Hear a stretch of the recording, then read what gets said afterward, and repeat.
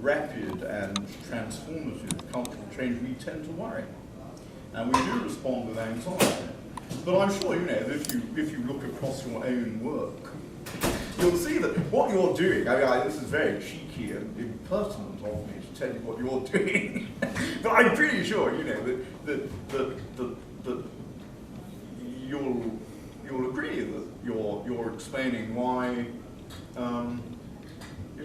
why Shakespeare's early plays are different from his later ones, why are Elizabethan theatrical conventions different from those of what we conventionally think of as the late Middle Ages. Why is the language that Shakespeare uses similar to other lexicons and different from some?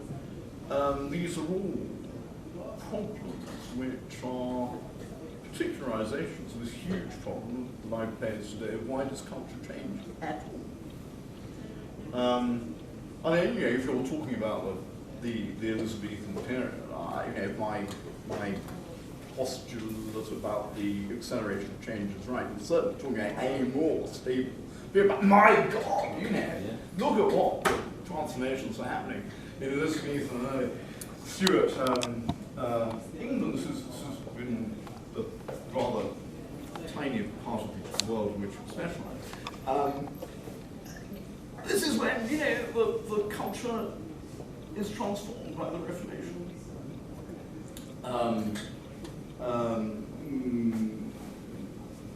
This is when attitudes to philanthropy, to poverty, become unrecognizably different from what they had been in the previous century or even earlier in the 16th century. This is when some of the time, I don't want to, be accused of subscribing to the Whig interpretation of history, but this is when some of the political tensions that characterize the next century become discernible. It's when statute replaces jurisdiction as the main function of government.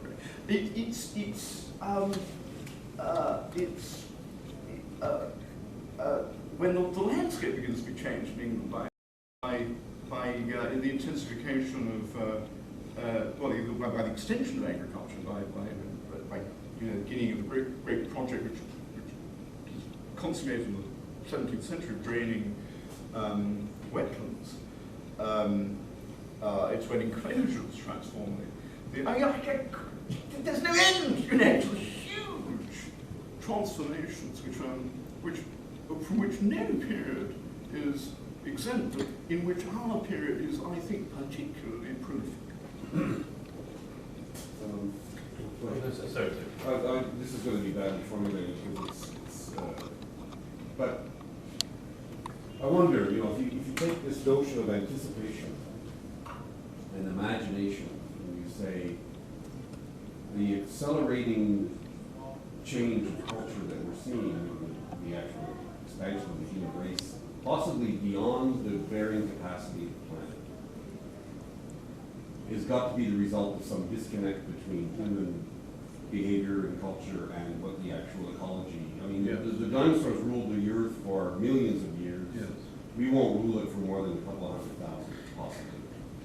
And so this acceleration that's going on is evidence of the fact that we cannot not change. We have to change. And that in itself is self-destructive in the long run.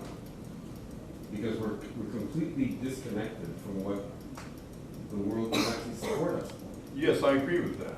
Sorry, is that it, or were you going? No, that's it. That's it. Don't want to interrupt you. No, that's fine. Because if we, sorry, I was kind of going to use this very important. So thank you very much for raising this. Great questions, very interesting. Because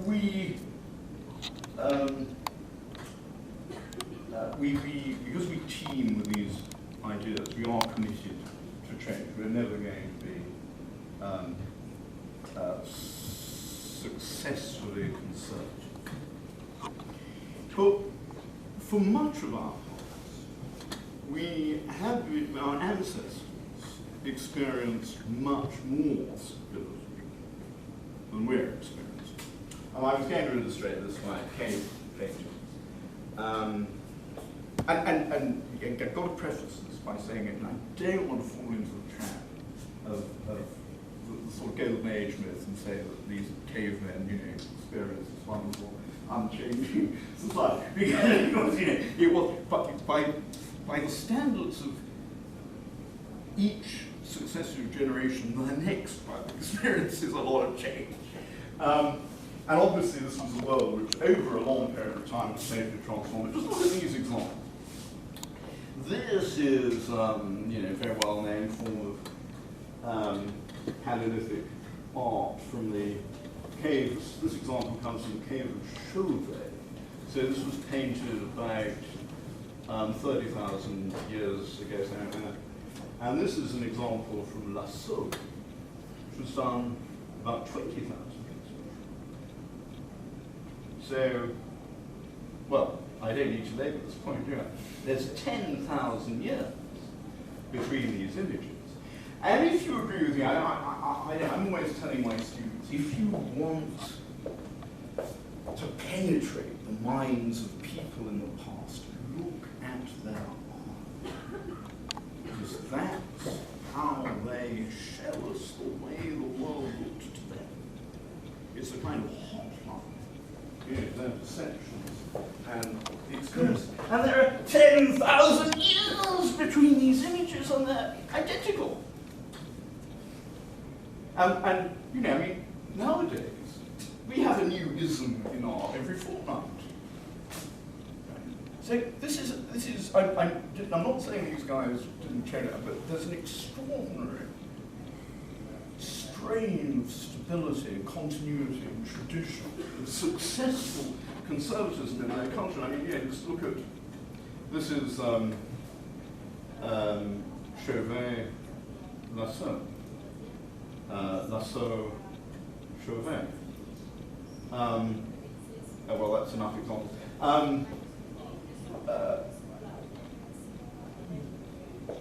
You've got pretty much 10,000 years, and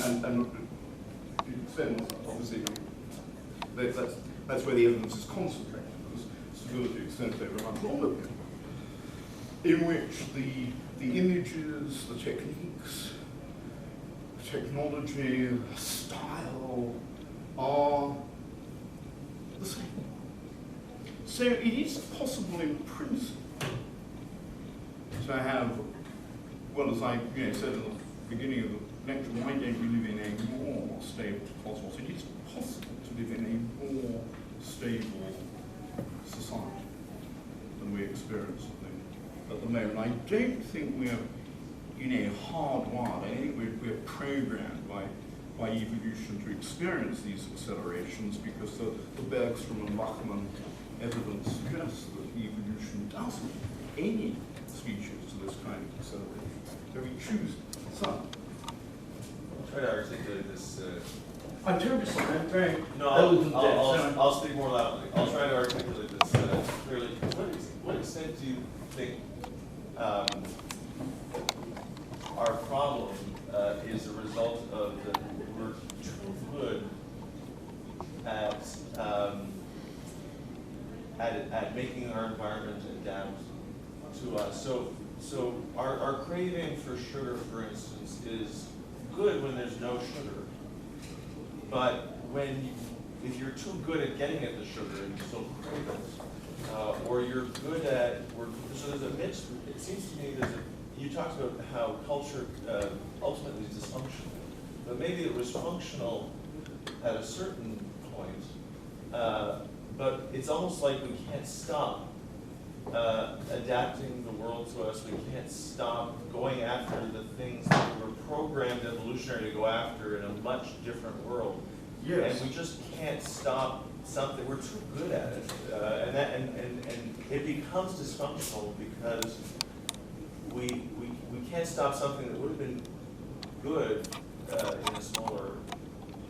If we'd stopped and when we achieved our goal, We would have lived a nice, comfortable world. We would have had fire, we would have had food, but we can't stop doing this thing we're programmed. Yeah, no, I get the idea. My only sort of prefatory quibble or adjustment to the way you formulated the question that I'd make is that I don't like speaking of it as too good.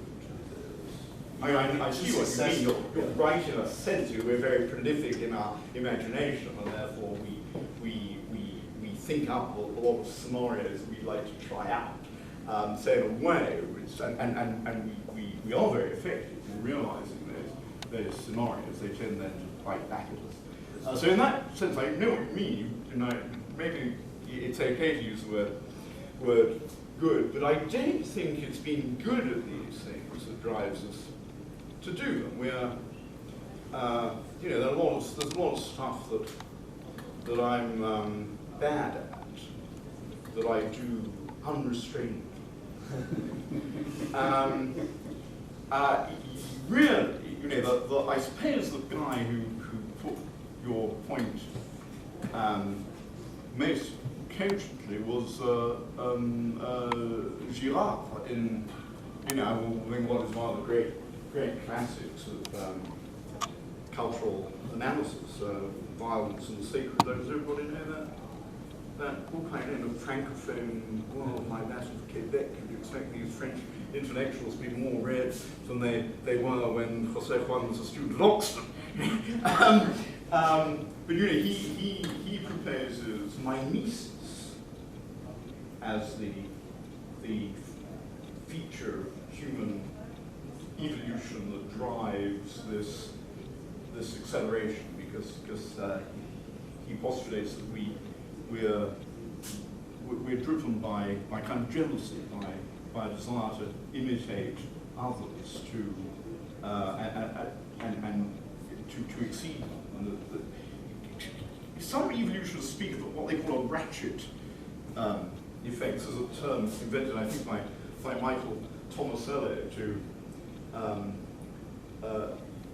to describe the same kind of thing. When you get locked in these spirals of mimesis, Girard used the phrase spiraling desire. As soon as you've got one thing, you then want another, and as soon as your neighbour's got that, you need to compete with him. And I don't think this is really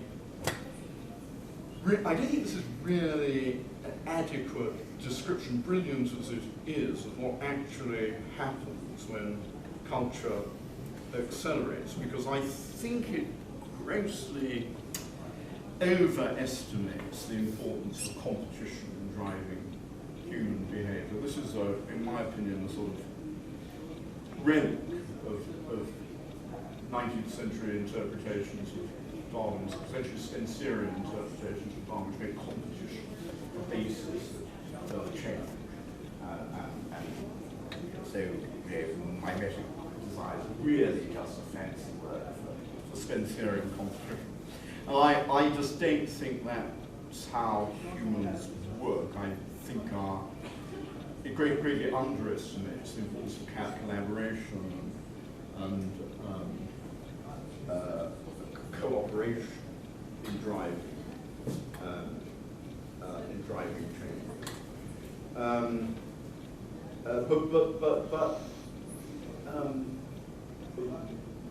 Whether there's more, I think there's certainly more to say about the cognitive basis of the acceleration of social change. As I said, I picked up anticipation and memory because I think they're key, but there could be other things, like desire and pleasure and so on, which other people have talked about in the past, which are also involved here. As I said, at the beginning of the lecture, I wanted to say something that I hope no one would have heard before. That doesn't mean that I think that everything that one has heard before is wrong, but I just think it's adequate without perhaps adding this case that I tried to make out for you.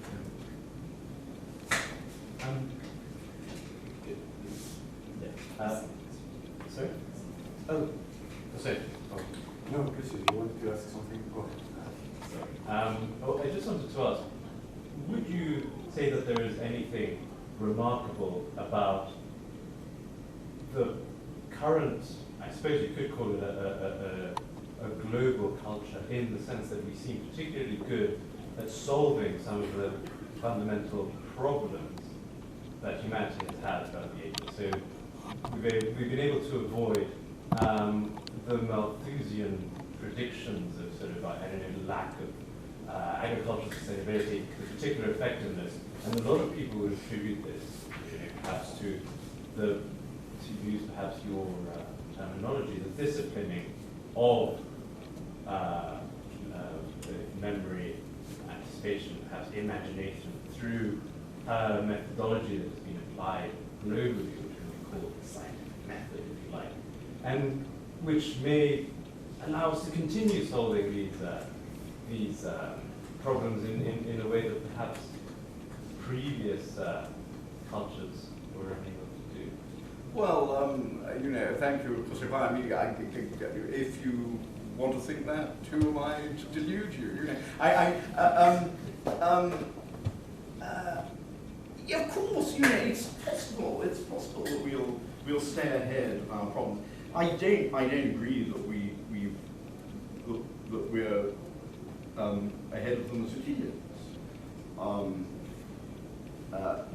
Just leave aside all those things that we might picture here about whether, I would say, as far as Malthusian predictions are concerned, I would say it's too early to say. And we've only just kept ahead, really, and that, at the cost of a lot of lapses over the. Malthus published his essay on population in 1798. And when you think of all the ecological disasters which have wiped out large portions of humanity, including the things that Malthus was talking about, we had we're still having epidemics that menace the survival of the species. We've overcome famines, but they've kept recurring. We've overcome them at the cost of terrible, risky interventions in the environment, chemical fertilizers and pesticides, which in the long run are very self-defeating strategies. New forms of speciation culminating in genetic modification, which is almost certainly going to have disastrous consequences for biodiversity. We've dealt with a lot of these diseases by means of antibiotics, which have turned out to be themselves locked in a spiral of failure and hyper response. So we can argue about where the balance lies, but just think about the things that we haven't dealt with at all.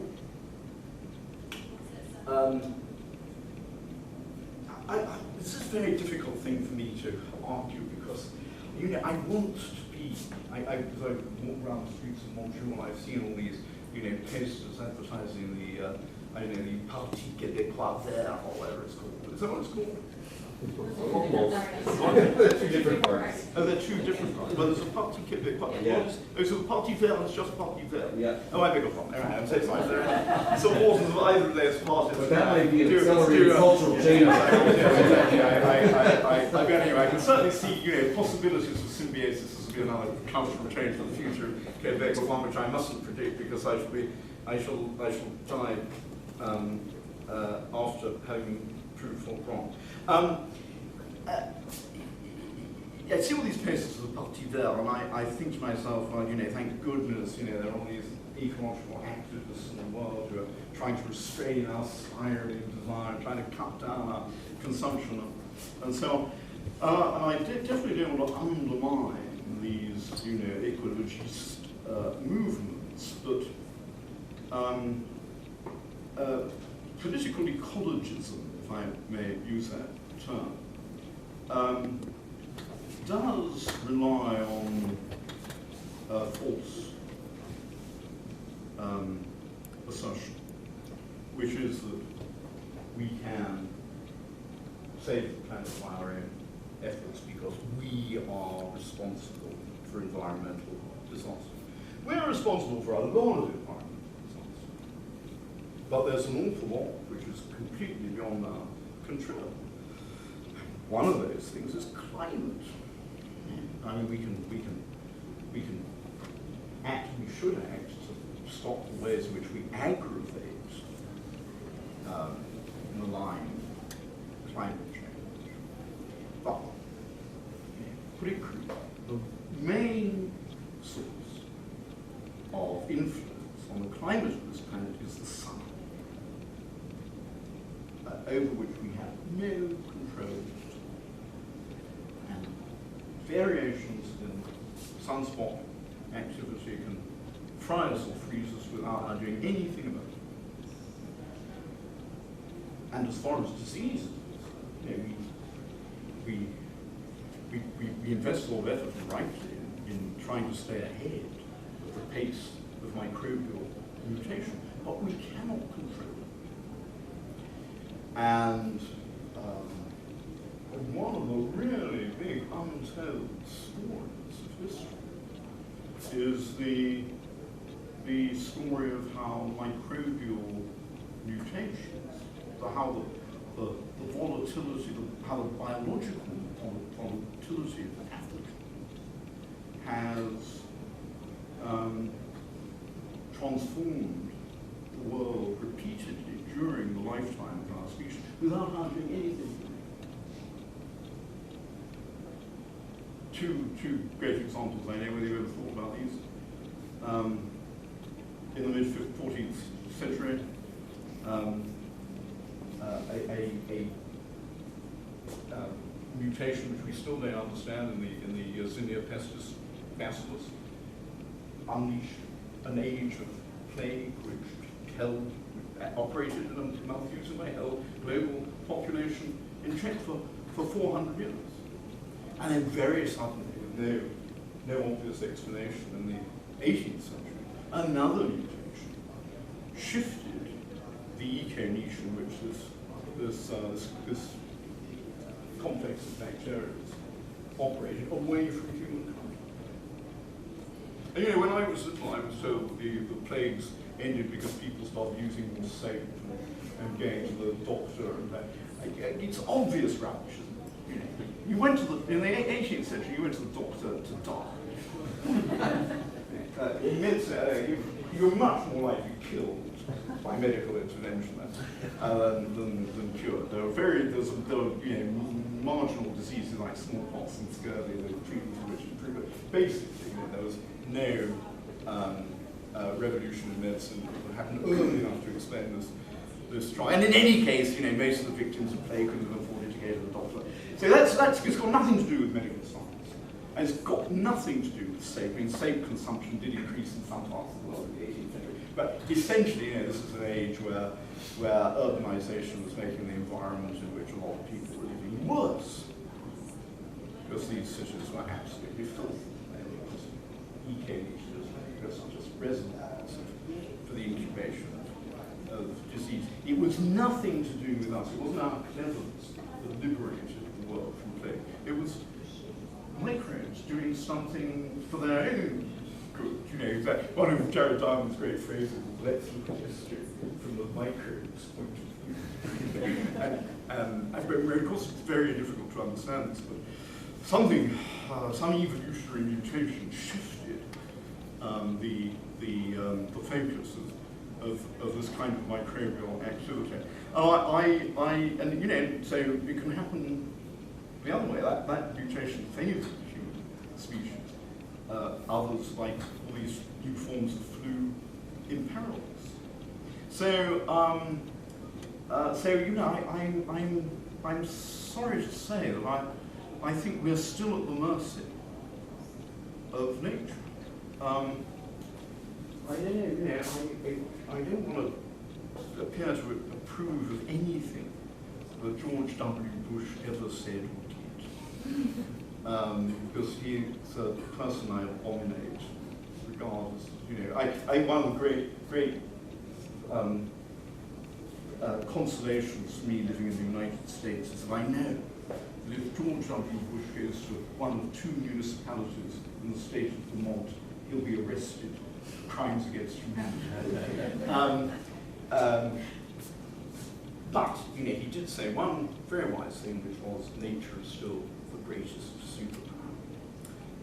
So I'm afraid I don't share your rather optimistic characterization of our relationship.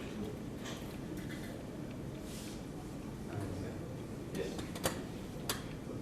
Thank you very much for the talk and for sharing your ideas with us. I was wondering, what is exactly the basic unit that you take to measure cultural acceleration? No, because The basic unit I take to measure. Cultural acceleration. No, I mean, how do you were giving us the example of the hand. Now, how do you know that the second hand is not some kind of Borgesian Pierre Menard, no? Who is reinterpreting and trying to recreate from the point of view of a very sophisticated culture what a previous culture did 10,000 years ago? No, I think that would be very unreasonable hypothesis.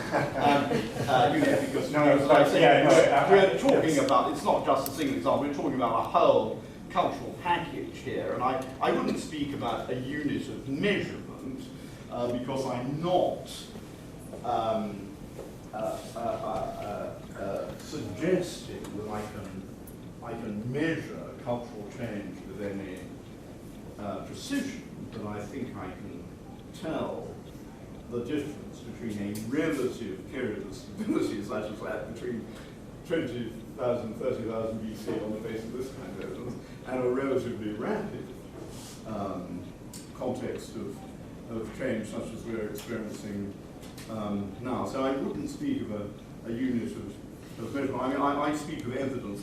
When I was a graduate student, you know, this obsession with quantification was the latest thing in historiography. I'm sorry, ladies and gentlemen, none of you is old enough. I say all my audience far younger than I. None of you is old enough to remember this. You know, there was a time when cheometrics, you had to do this. You had to answer these questions about your unit of measurement, and you couldn't get a doctorate unless you stuffed your thesis with a lot of statistics. And I'm practically a new. And when I did my doctoral thesis, I stuck in these tables and graphs and things. They were all purely quantitative, but I knew that I had to create a good impression of the examiner. And my thesis, you know, passed the exam, and then it was adopted for Oxford Historical Monographs. It went through, you know, had been read by my supervisor and my examiners, and then had, you know, a reader who was huge referee appointed by the University Press to see it through the press, and then there were, you know, other professional readers who checked it, and then copy editors and house editors and stuff. And eventually, when it reached page prints, I thought to myself, well, there could be a misprint, you know, in one of these tables. I better just check through them. And I found that I had made an error of calculation in every single. And then at this point, you know, I said, well, I'm just not going to bother, you know, this quantification any more, because it's what matters in our appreciation of the past isn't, you know, phony search for quasi-scientific, quantified description of what happened. It's to do with an impression, a reimagined past which is faithful to the evidence. That's what matters. No, it might be. The only thing that is that the concept of acceleration does have certain quantitative implications. Of course, there will be circumstances in which you can quantify it. You know, you can say that, you know, on day one, such and such a factory I'm not asking you to quantify elements, but not. It's not necessary to do it in order to demonstrate in this imprecise but conspicuous way the existence of acceleration. But you're also establishing a comparison. Yes, but it's not. You know, it's not a comparison. It depends on answering this question about the unit of measurement.